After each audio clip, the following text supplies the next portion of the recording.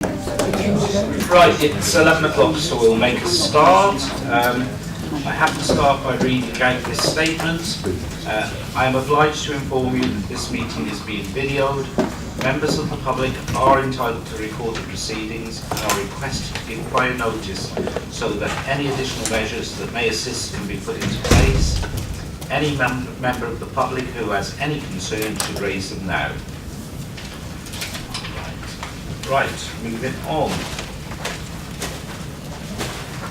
Item 1, apologies for absence. We've got a full house. Yeah, I think we have. Item 2, disclosable pecuniary interests. Nobody seems to be shouting. Item 3, the minutes. I'm sure it's been circulated. Any issues with the minutes, or Roger?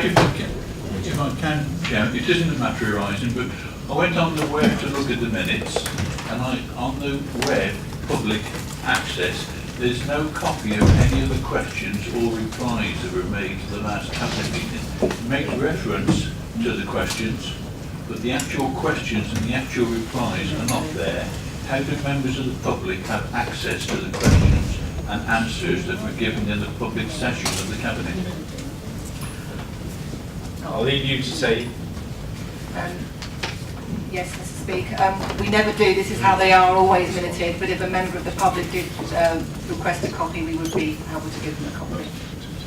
So there are Yeah. minutes exist, but they're not in the Yeah. formal minutes. That's right. Yeah. yeah. Yeah. So if a question was asked, The question exists and the reply exists, but we don't put them fully in the minute, and we never have. But if people wanted a copy, they can have a copy. and of course, because I did a couple of times, there is a video of the meeting available, so people can see exactly what is said and what is responded to.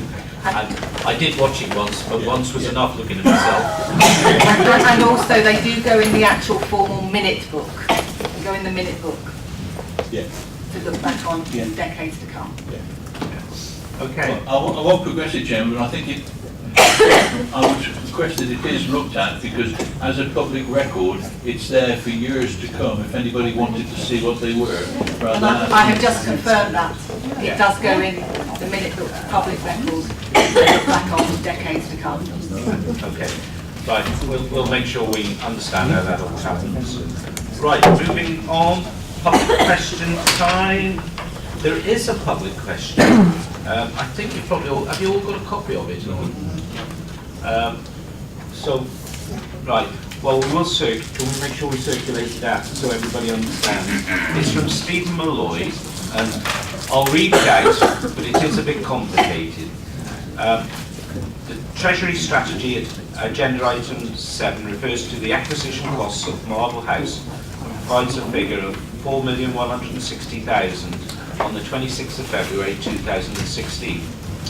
The information I have is that the Marble House freehold was first registered by the former SABC in 2005 and then transferred to Shropshire Council in 2009, who still hold the freehold under title SL 173555.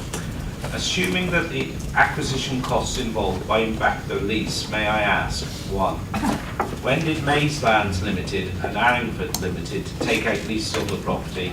How long were they and how much did they pay? 2. Was there a break clause or similar arrangement allowing for the lease terms to be altered by the landlord? And another 2 says, what did the 4,160,000 pay for in detail? Now, I'm not going to try and answer that question here today. We will send a written response to the question, but it needs a detailed response and it needs a bit of work just to understand all that's involved. I don't think I'm going to let you speak, Roger. Copy. Oh, yeah. Yeah. We'll get a copy of that. And presumably we can circulate a copy of the answer as well. Yes. Yeah. Yes, that's fine. Yeah. I did ask at the last cabinet meeting for copies. Nothing's ever arrived. Oh, right. I don't know. I'll let, yeah. Of answers. Right. Okay. Right. Now then, I've got some more here yet. So that's public question time. So that's been done. Item 5 is member questions. And there is a member question that I have seen copies around the room from Tracy Huthberg, and there is a response to this. So Tracy's not here, is she? No? So, She's had to do work, Chairman. right. But anyway, so there is a response there. So we move on. Item 6, scrutiny items. I don't think there are any scrutiny items. Item 7, Treasury Strategy, mid-year review. Councillor David Minery. Thank you, Leader. Members, I'm sure, are familiar with this document by now. This is the quarterly report on how we're doing with the cash that's left over, sloshing around in the bank, as it were. You will see, I think it's quite a way into the report. I think it's 9.3. Well, the good news that yet again the Treasury team have outperformed the benchmark to the benefit of about £160,000, better than budgeted for. There are 3 recommendations at the foot of page 1 of the report, and I don't propose to speak on these. Generally, it's very straightforward. I'll simply move those recommendations. Right. I'm happy to second. Any comments? No, that's accepted. Then can I just to have an indication? Can we see you all put your hands up for that? Yeah, right. That's clearly passed. Right, we move on to item 8, financial monitoring report, quarter 2. David Minery again. Yes, I'm just getting to it. Yes, thank you, Leader. I doubt this one will pass through without comment, so we will see. Again, this is the half-year second of these reports, half-year position. Members will see that it has improved considerably since the first quarter. The in-year deficits that was being predicted then was significant. I'm not saying that the figure being projected now isn't significant. It certainly is, but it's a lot more manageable than the 6 million plus that we were looking at the end of quarter 1. Various measures, as I'm sure members are already aware, have been put in place to try and pull back the 5 million. Some of the steps taken are in the report. Really, it's there for information and for questions. I'm sure the individual portfolio holders will explain the respective difficulties that they're experiencing if needed by the report. Right. Councillor Roger Evans. Thank you, Chairman. I'm not sure if it is better than quarter 1. I would have said it was worse than quarter 1. If one looks at page 44, one can see that the service area pressures without management action, and I congratulate our officers for taking management action, as is listed otherwise in the agenda, but it's showing an £8.2 million overspend. Half-year stage, figures should be more accurate, £8.2 million overspend. Management action, a lot of one-offs, recruitment freeze, procurement freeze, VAT refund for 1 year, drawdown forecast remaining from the Syrian resettlement grant balance, apply additional school improvement monitoring and brokering grant, drawdown historical reserve balances no longer required, one-off, one-off, one-off, 6.9 million. Without that, we would be desperate. But they are one-offs, and I'm not sure where we're going to be next year. I'm hoping that we will see some innovative things from the Cabinet recommendation to Council into doing it. But can pick out 1 or 2 items within it. I see that ICT digital transformation, £1 million saving this year, will make 154,000 saving, £830,000 variance for it. And the commercial, over £1 million should have been there. It isn't there. I'm not sure where the council is going, but the way it's going, it will not be able to deliver the statutory services that are needed, and it's only with the officers taking action, putting the recruitment freeze in August, the procurement freeze in a few weeks ago, closing the buildings on Friday afternoon, encouraging all staff to work from home on Fridays, that smacks of me of very desperate action trying to bring it back into budget. So I don't think we are better than we were in Q1. We are far worse, and I think the Cabinet is failing the members, other members of this council and the residents in their management of the policies and the finances of this council to let us get into this desperate state. Can I say, I think some of what you just said now is quite appalling and gives the impression of a council in trouble, and we are not a council in trouble. It is being managed extremely well. I'm confident of next year's budget. I have to say, once you go into the future, it becomes more difficult, because until we know what happens with Brexit and central government funding, we are not sure what the government funding will be for the year after next, because we did a 4-year deal. So that becomes more difficult, but I'm very confident this year's funding and next year's funding, and we are managing the economy of the council as best we can to make sure the public are not severely affected. Most of the work we're doing is internal reorganisation of finance so that we are protecting public services. And your emotional language, I do not believe, portrays the real situation this council is in. Can I add something? Yeah. Roger, I'm going to respond because you raised the same issues of congratulating officers, and I do want to put on record that the officers work very closely with the Cabinet, so we can take no credit alone. The decisions that are put before you and the remediation action that we have developed has all been developed with colleagues by close working between Cabinet members, portfolio holders and the relevant directors around the table. I don't want it to be perceived as the officers doing something without full knowledge and without full cooperation of the Cabinet, because we are working and continue to work closely with the Cabinet to bring that budget to balance. I hope and expect, despite the overruns this year, mostly on adults and children's social care, which are a national trend, I hope that by the end of the year we will have brought that back into control, as we continue to do every year. Thank you. Thank you. I will let you come back. Thank you, Chairman. Adult and children's social care overspending £4 million. Service area pressures total £8.2 million. There are a hell of a lot of overruns besides the children and adult social care. I'm congratulating the officers on managing it. I'm not criticising the officers because that would be against the code.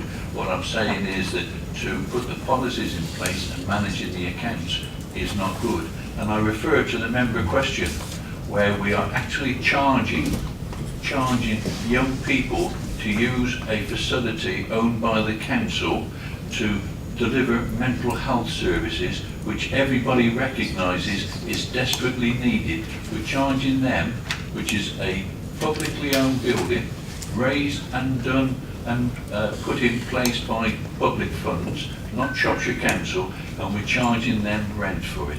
I'm going to stop you there because you're annoying me now, because the actual reality is that the response does explain very clearly we will not be making any profit out of that. We are merely charging the costs it will cost us to supply the building for it to be used. It is not a profit, we are just charging what it will cost for caretaking and the general management of the building. We are not intending to make any profit, and we are offering to help find ways that charitable organisation can be funded in other ways. It would have helped if they'd come to us before they put the question, if they'd actually come and asked us to help them, and they didn't. So, anyway, Alan Mosley next. Just want to deal with that comes from response to Roger's comments, in that Chief Executive seemed to portray a one big happy family atmosphere surrounding the collaborative working. Except I would ask, in view of the publicity that was given to the lockout of staff on Fridays, whether or not there was full discussions on before the decision was made and issued, full discussions with the Cabinet, with senior managers and with the staff themselves, or the representatives of the staff, before that diktat was issued and before the decision was taken. Do you want to respond or something? Yeah, the The word lockout wasn't rehearsed with Cabinet, that was mine, so I'll take ownership of that.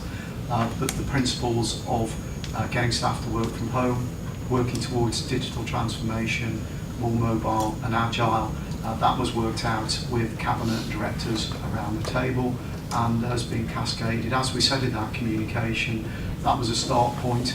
We've been listening to what our staff have said and others, and we've adapted, and we will continue to adapt along the way to make sure that staff who want to, and that is a really key phrase, staff who want to and who can, are able to work at home on Fridays once a month, but increasingly in the future, more often as the work demands.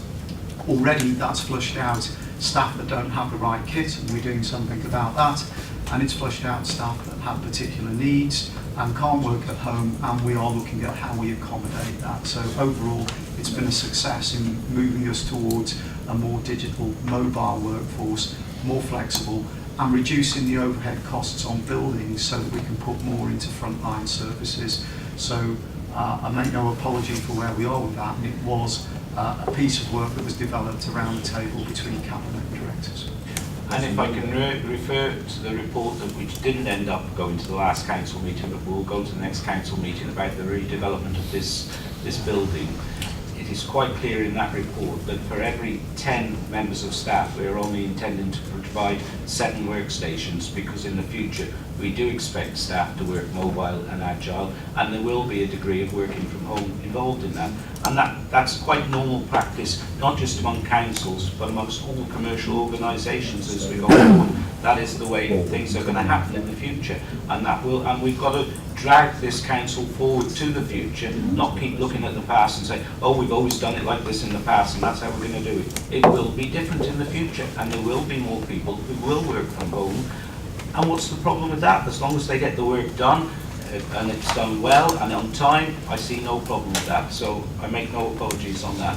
But anyway, we are discussing the financial reports. So can we get back to the reports? Yeah, I'm just looking at page 48, and it looks at commercial services, and in particular 48, 49 on this one, on the corporate budget. In particular, it makes reference to the shopping centres. Sorry, I'm just... Page 48, can you see where I'm talking about? Corporate landlord, strategic asset management. Yeah. And it's showing a significant variance there in favour. But it does raise the question about when we're going to learn more about what's happening with the shopping centres. I don't fully understand the governance arrangements, except I know that we don't own them. I know that they're based in Jersey. Well, but we do own the people who own the trust that owns them. We do own the. We do own the trust, but we don't actually own the building. Yes, we do. I don't know who is representing us on that trust. I don't know when it meets. I've seen no minutes of any meetings. I have no awareness of what is going on.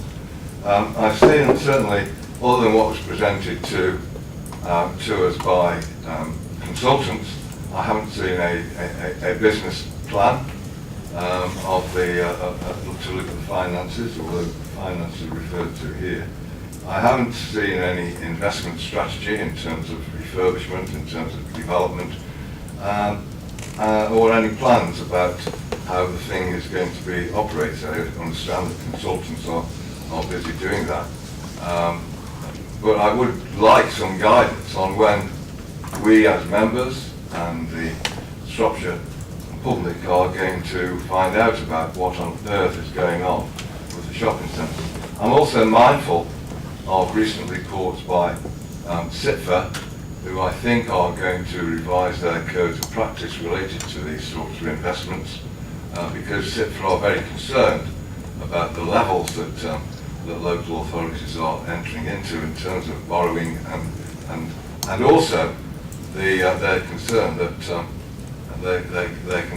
many authorities are becoming over-reliant on income and returns from such investments at a time when those returns and those investments are highly shaky because of the change in the market and retail activities. It'd be just welcome, I think, if we could have some sort of statement on how or when these sort of questions I'm perpetually being asked by residents are going to be answered or at least dealt with. I would say we've only owned the shopping centres for less than 12 months. So, you know, when we are starting to develop plans about where we will go forward with them, but it's less than 12 months, and we haven't had, you know, we needed time just to digest how they were operating, what they achieved. So I don't know whether the Chief Executive can add to that, but we are starting to now put plans together. Yeah, in overview, some of the plans that Alan's asked for were submitted when all this was approved at Cabinet and Council this time last year, so a lot of the base documentation has long since been in place. As the leader explained, this is a long-term investment. It doesn't just happen over 9 months. We were never in it for a short-term profit in 9 months, although, and as the financial statements indicate, it is making a profit and things are moving along. A management company, Montague Evans, was put in place. That came to council. They've been here for 9 months now, and as has been said, the whole of the shopping centre operation is managed through an offshore trust.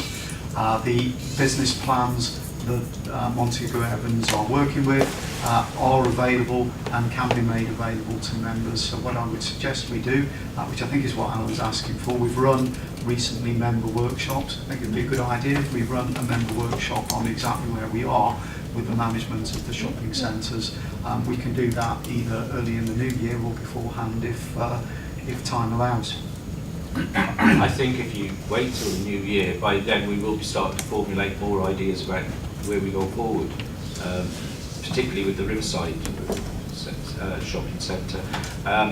In terms of the unit trusts, we do own the unit trusts which own the thing, so we do own the properties. There is no, that isn't even a grey area at all.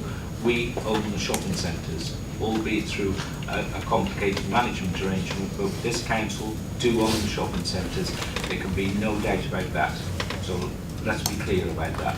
And there are management places, arrangements in place to make sure that financially they are managed independently, rather than us trying to manage every letting that goes on within them.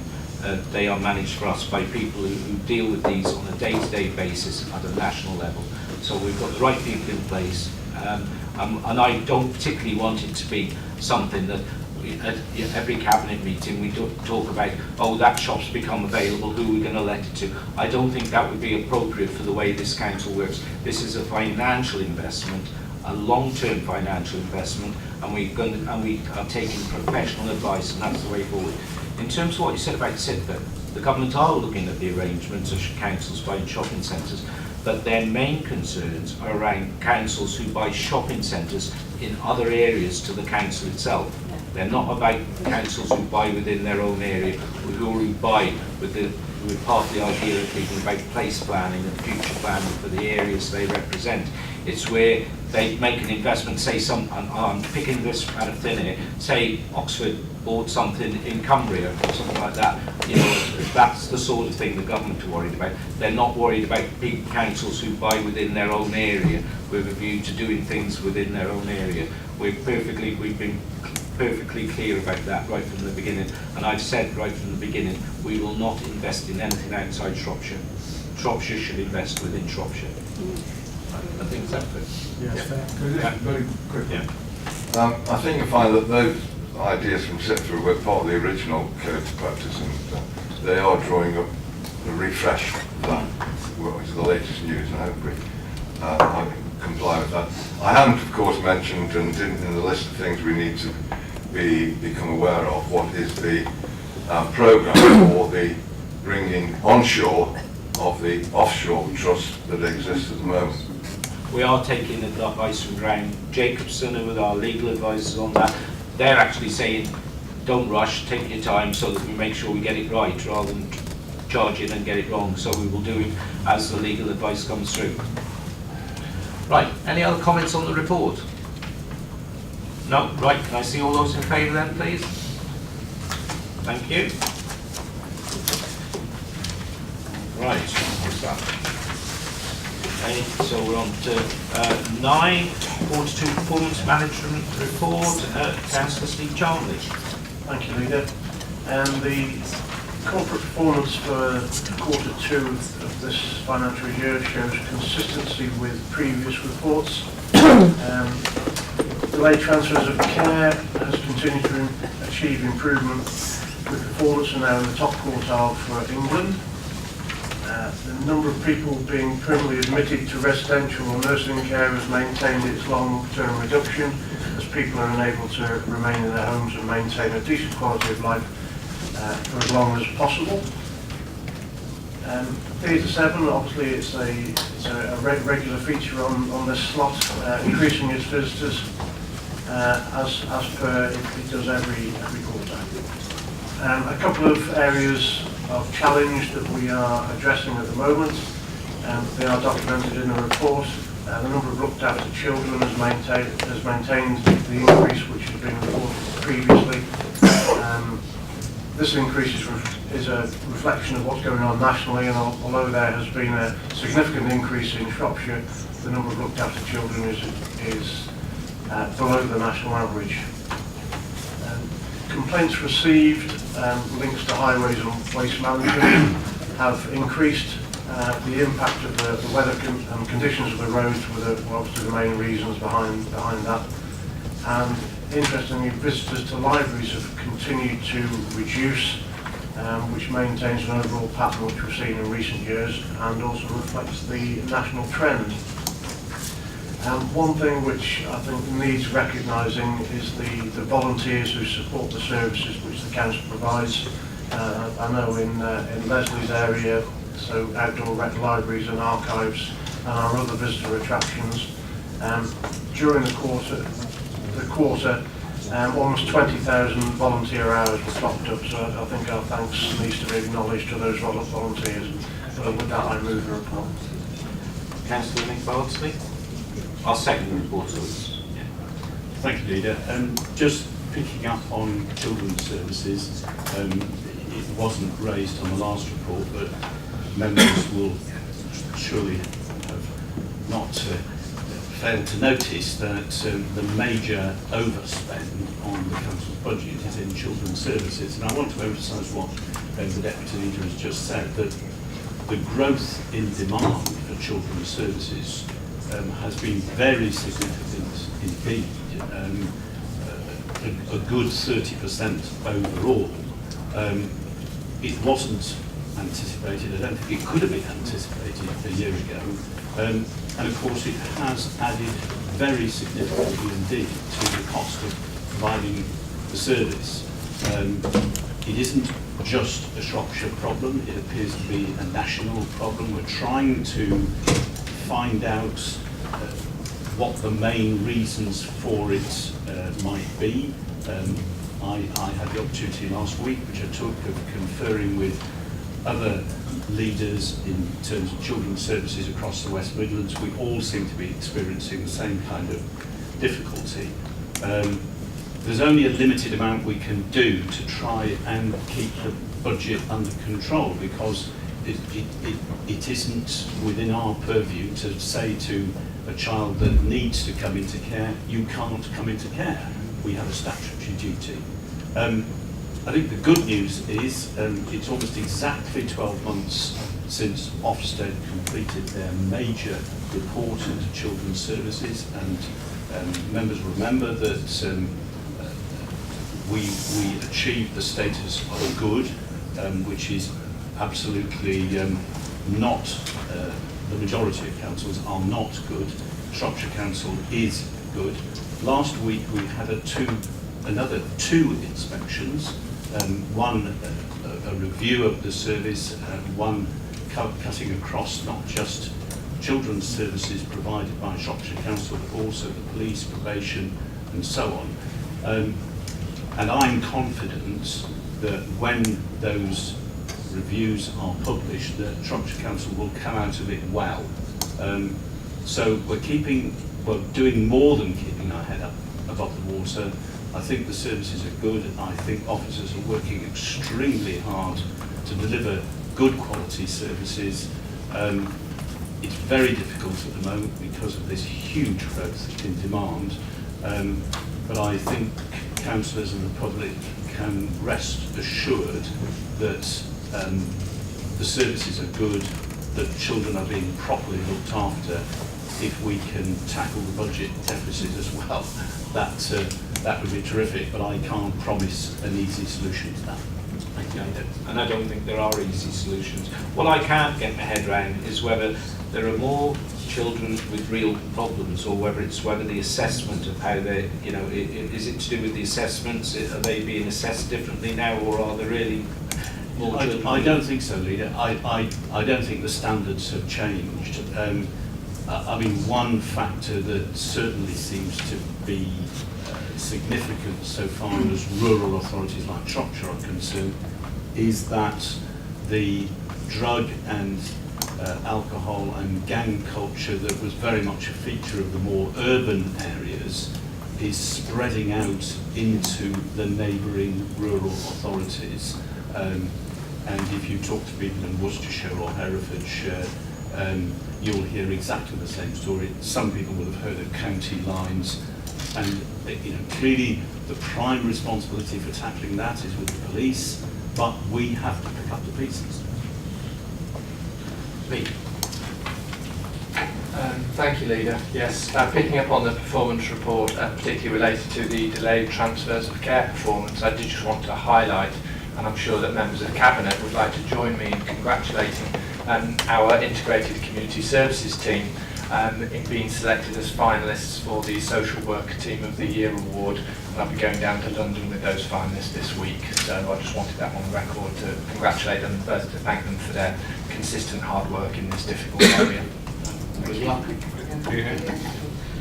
Right, anything else? Oh, sorry, Councillor Moulton. Yeah, apropos what's just been said about children's services, I was looking at paragraph 6.5 in this report, and it talks about participation in positive activities. Now, to me, one of the things that comes to mind when we talk about positive activities is positive activities for young people and the youth service. And I'm obviously concerned that it's relevant to item 6.4 above. That's for a number of years the youth service and the council's responsibilities in that area have been under significant attack. And I'm aware that there are increasing problems that have just been described among young people. I see in the news that Oswestry's complaining about the difficulties. I know that in Porters Redbury there's an increase in antisocial behaviour and some criminality. And I don't think this can be, I don't think we can forget the link between providing young people with engagement and activities and diversionary times from the outcome when they're not provided, which is these difficulties. So I'd just make a plea that we do look at this in our next report on performance, the positive activities engaged in by young people through various forms of youth engagement. And I do think that Shropshire needs to consider the provision that it's making, because it has been decimated in recent years, which I think is leading to other difficulties that affect residents and our community very significantly. I hear what you're saying. I don't actually think that the problems are to do with the lack of, say, youth clubs and things like that, although I will congratulate your work and the Town Council in Shrewsbury's work in taking on a lot of the work in that area, and they do an excellent job. But I think county lines is the evidence seems to be pointing more towards county lines and drug problems with youngsters that has been the real reason we get people seriously in trouble, and that's where it's costing us a lot of money to sort out. But I accept what you're saying, because and I'm aware, because I'm on the Town Council as well, that the work that the Town Council, and not just in Shrewsbury, around the county, the different town and parish councils are doing in that area, and I congratulate them on it because I think they are filling in and doing a really good job. And there is an argument that actually perhaps it's best done locally at that level than by a Shropshire-wide council trying to impose things on. Perhaps it works better being done at local level. There's lots of things about that might apply, Chair, but it is also a question of having the money. You've got and the plenty budget- of, you and can't the tell budget- me you haven't got and the money. budget to do it, and you know that has been decimated in terms of this, in terms of Shropshire Council, and we've done our best to redistribute budgets, obviously locally, but it does come down to that, and it is a responsibility of the county council, but the Shropshire Council still holds statutorily. Roger, you want to comment? Yeah. I did wonder about noting this report because I don't think it tackles some of the areas that I'm interested in. But picking up on youth, it may be all right in Shrewsbury. Outside of Shrewsbury and Leicester Street, it is suffering, it is dying in rural areas. There was a grant applications and a grant programme put in place for youth clubs. I understand all the grant money has not been allocated. Some of the requests came in from local joint committees, have been ignored, and it's gone elsewhere. How that is being monitored, I don't know, because it certainly isn't going via the Shropshire Youth Association, but money is going out to other places, contrary to what the representatives in those areas asked for. So youth clubs, I know of one that has died, I know of another one that is on its way, and the youth provision in rural areas is on its way out. It's a strange thing, but I was at the AGM of SYA on Friday, was it last week, and actually they were quite complimentary about Shropshire and the relationships that we're creating as we go forward. So, you know, I don't think that's the whole story. They've actually had to put their prices up next year to parish councils for the supply of youth workers to balance their books. Whether the parish councils would be able to afford to do it because of the high percentage that this represents on their precepts with all the other issues they're having to pick up, I'm not sure. Parish councils are doing their precepts at present, waiting to know about any other grants that might be available. They're losing their support officers, community enablement team, so they are really starting to look at Shropshire Council and asking what we are going to do and what they're going to do in the future. There's an argument about SIL and the payments that they have. A bit beyond this report, but parish councils out there are really starting to question relationships with Shropshire Council. Right, I won't make any further comments on that. We've got the report. Any other comments on the report? No? Right, can I see all those in favour then, please? Thank you. We move on to, where are we? Item 10 is it now? Plan for Shropshire, page 65. I think this is pretty straightforward. It's the council plan, the corporate plan, going forward for the next couple of years. There are recommendations on page 65. It's a short report, I think it's pretty straightforward, and it is quite useful in the back, some of the contact details, although we have got to amend it a little bit because Councillor Nick Lawrence has resigned from Cabinet. So where it says Nick Lawrence, if you replace that with my name or Steve Charnley's name, we are taking on those responsibilities. You have a choice. You can have a choice if you want. We work quite closely together, but you can have a choice, yes. Yeah. But other than that, that will help you to understand who to go to with questions. Councillor Rodriguez.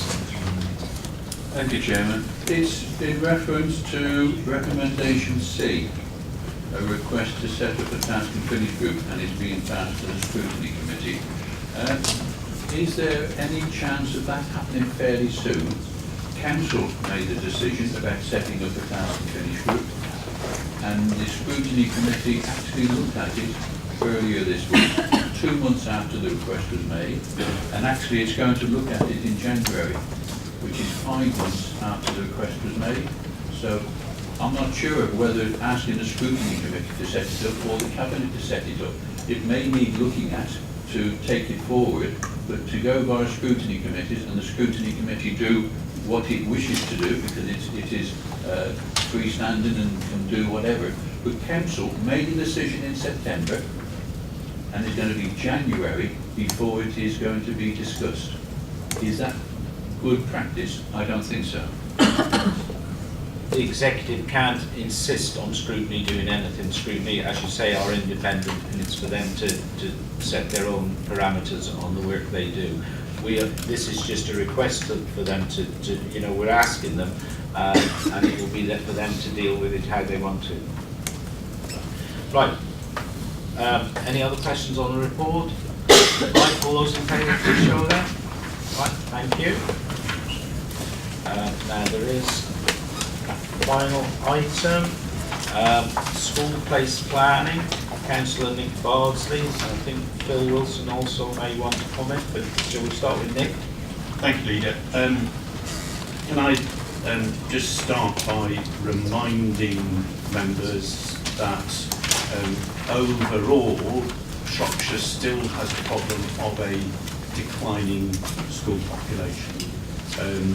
And in parts of the county that's a very significant problem, and schools are struggling to manage with too few children coming into the number of buildings and school places that we have.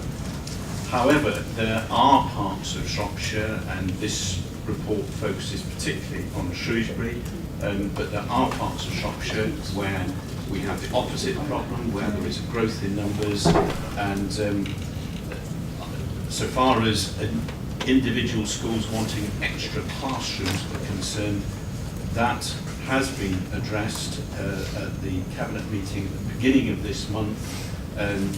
We've got a number of projects and they were approved, and there will be additional classrooms provided over the next 12 months or less than 12 months in quite a number of places, particularly in North Shropshire.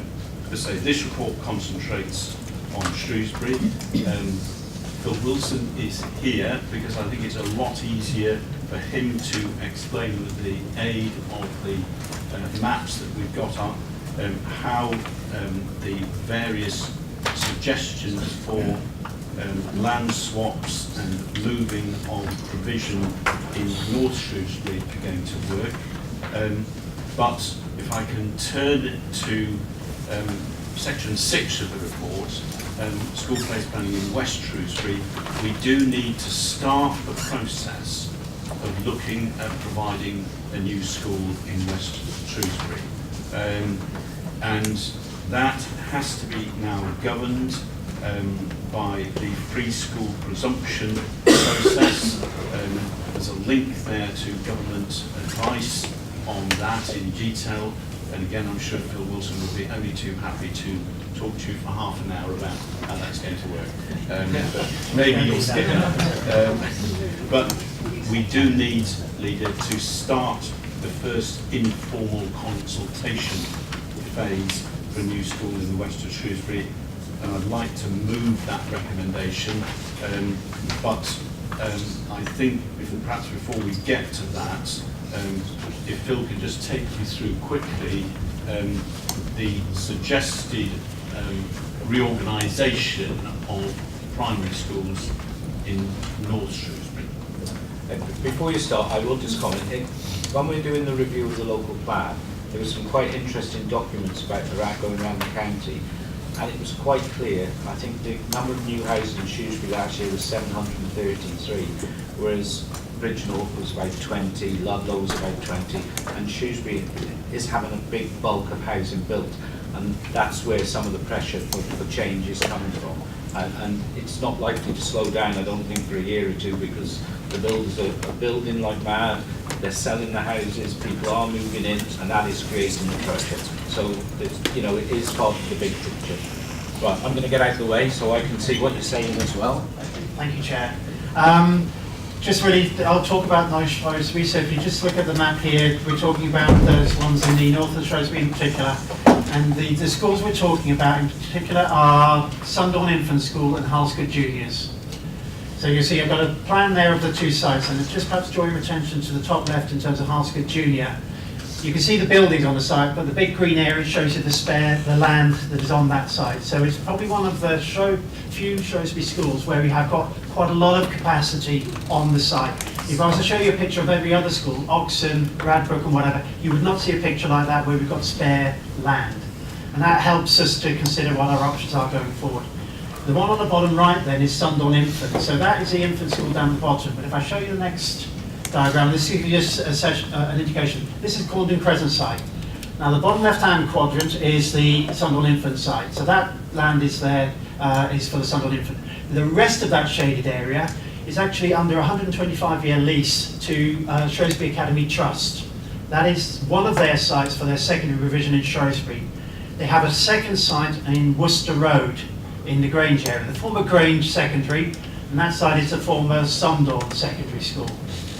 So what we've got at the moment is we've got pressure on places required in North Shrewsbury. We need to expand provision on the Sundorne Infant site, but also the Harlescott Junior site.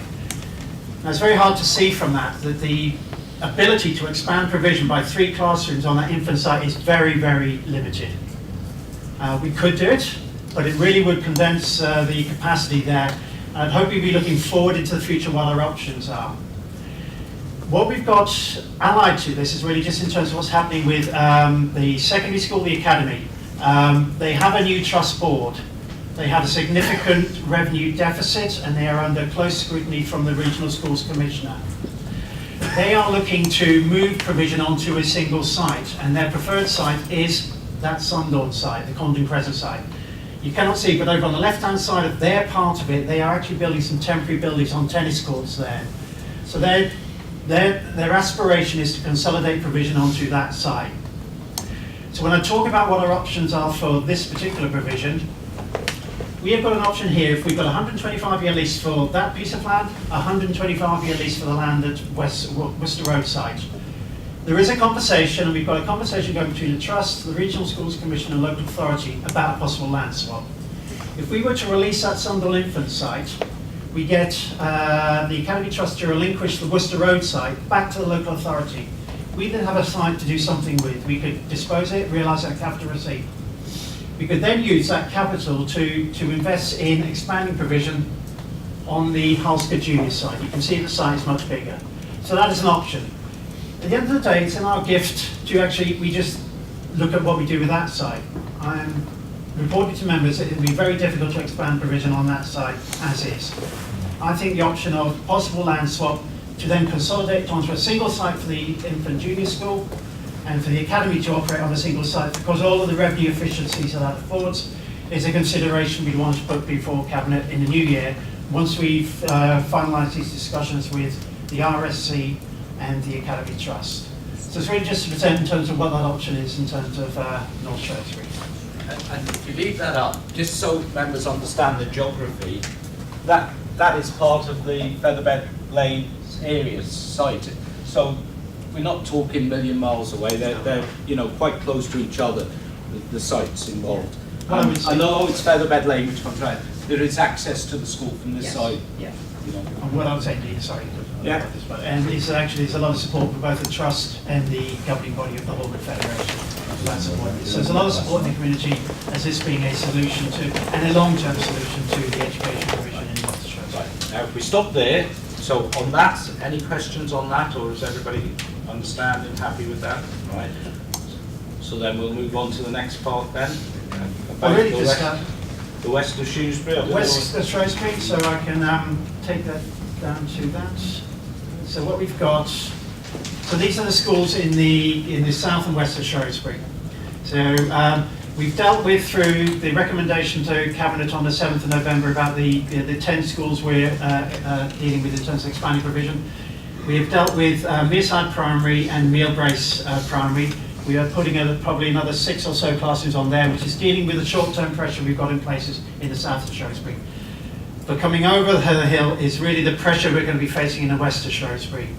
St George's Junior, Woodfield Infants, Oxon, Radbrook, and all of those schools are very, very landlocked. There is no possibility of expanding provision on those sites.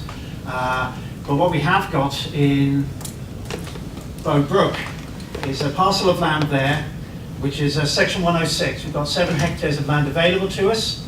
It is assigned to education and recreational use. So we have got that, and again, Cabinet will be familiar in terms of the direction of travel in terms of school place or place planning in Shrewsbury. The housing developments to the north of that piece of land, 2026-36, we are going to expand to the south of that piece of land. So what we're talking about is beginning to get a school there. We want to start that process in terms of consulting with the schools community in terms of what type of school. The starting point might be a 2-form entry primary school, but we have got an application in for an SEND school, so we could actually have an exclusive school which has got primary and specialist provision on that site. But we need to be very careful and mindful about how we build that up, because we need to be thinking to the longer term. We'll be looking at modular build, so that 2-form entry might become a 3-form entry, or it might become an all-through school. So we want to keep our options open. So why we want to launch the free school consumption process is to begin to have a conversation with our community about the here and the now for the next 5 years, but clearly the next 10, 15 years, particularly as the housing development is likely to surround that. We'll have a donut around that site, so we need to be thinking very much to the future. There was a meeting at the Town Council a couple of weeks ago where Eddie West from the planning policy team came, and all this is being proposed for future housing. You know, Absolutely. So I think it was 1,200 houses, so I think the figure was. So yeah, So we need to be thinking very much to the future. Yeah. So really, as Councillor Bartley said, the recommendation is approval from Cabinet to launch that consultation process. But we will come back to Cabinet with the outcomes of that consultation, because what we have to do then is draw up a specification in terms of what we want. And the free school presumption process is we've got to run a competition to run the school. Shropshire Council won't run this as a maintained school. We have to go through the presumption process to get this specified, and then we go out to the market and we run a competition to run the school. And we go through that presumption process, very prescriptive. The guidance referred to in the report is very prescriptive. We will be having the department sitting beside us, the Regional Schools Commissioner beside us, to walk us all the way through that process. And it'll come back to Cabinet at some future point, I'm hoping, with a recommendation on the preferred provider. That then goes to the Regional Schools Commissioner, who will be acting on behalf of the Secretary of State for Education to say yes. But if we've worked with the department all the way through, I'm hoping that will just be a rubber stamping job at the end of the day, because we will have worked with them to come up with a solution that is best for Shropshire, best for the communities of our young learners, and hopefully then for that process is going to probably take a good year or so. But it's really, at this stage, we're looking for permission to start that process for those informal consultations with the key stakeholders in the south, in the Western Trade. This is my end of the world. I represent Copthorne, which is sort of that side. There has been land put aside for future educational purposes at Shorncliffe Drive since I can remember, forever and a day, and that's clearly not likely to be needed in the future. So with the education area, I don't know whether it's your responsibility exactly, release that land so that we can consider what we do with it, rather than, because at the moment it's sort of like a block on it. Now it might be that it could be transferred to the Town Council for open space, or we might consider other uses. But I think the block needs to come off that land. I think if this proceeds on this, given 7 hectares, because a 2-form entry school would only probably need 2.5 to 3 hectares. We've got plenty of land to expand. So on that question, again, I think we would need to. Yeah. We don't need. I'm not expecting the yes or no now. But I think it's unlikely that we would have that as a plan for education provision. But I think we need to think about that land, as we go forward. Absolutely. Yes. Okay. Roger. Oh, sorry. Let Nick come first then. Forgive me, Lee, there's one other important point towards the end of the report. The council submitted an expression of interest for new special educational needs and disability provision last month, and if that's approved, which I think it probably will be, there is then the option of also including SEND provision on that same site. So there's quite a lot of different factors in play here, and we'll obviously come back at some future stage of that, but that's we are going to be short of special needs places, there's no question about that. And that would be a separate school, not, or would it be part of the other school? I think we could, if we think creatively, we could create an inclusive school. What I would say on that aspect is that would be funded by the government. That SEND provision would be with grant funding from the government. And the other aspect would have to be funded through all of the income streams that are referred to there. Roger. Thank you, Chairman. I welcome finally proposals for new schools. I started to raise the problem 4 years ago, I think, that the school Don't places... worry, I did it about 10 years ago. But these were based on facts, Chairman. Because I'm on the local schools admission forum, and I started to raise it there when I saw the actual admissions for that were going on. I'm also chairman of Trinity School. We were refused permission 2 years ago because we were told the schools in Shrewsbury were full and we would have more pupils come in. Although it wasn't shown on our future programme, we were told, but nothing was written down.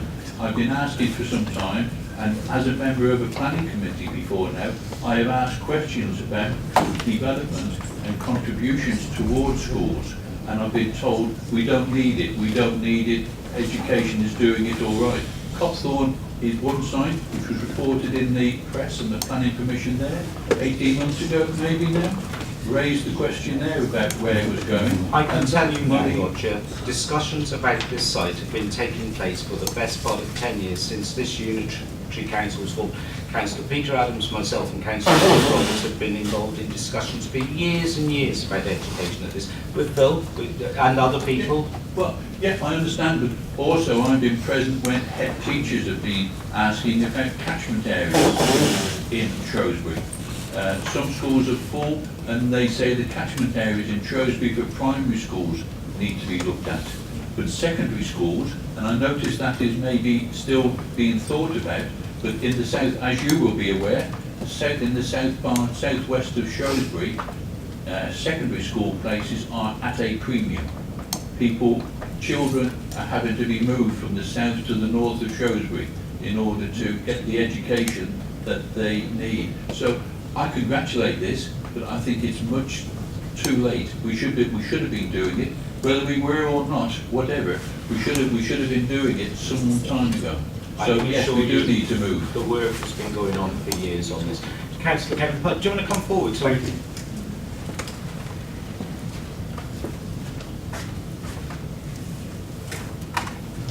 Thank you. I'm the councillor for Sunderland area, which includes the 3 schools, the academy and the 2 other schools.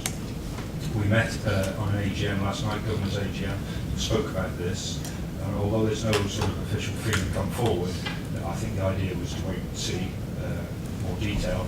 But I personally am very pleased with what's going to happen, if it does happen. Not only because it sort of gives us more places, etc., but it also takes pressure off Croydon Crescent, East Crescent traffic.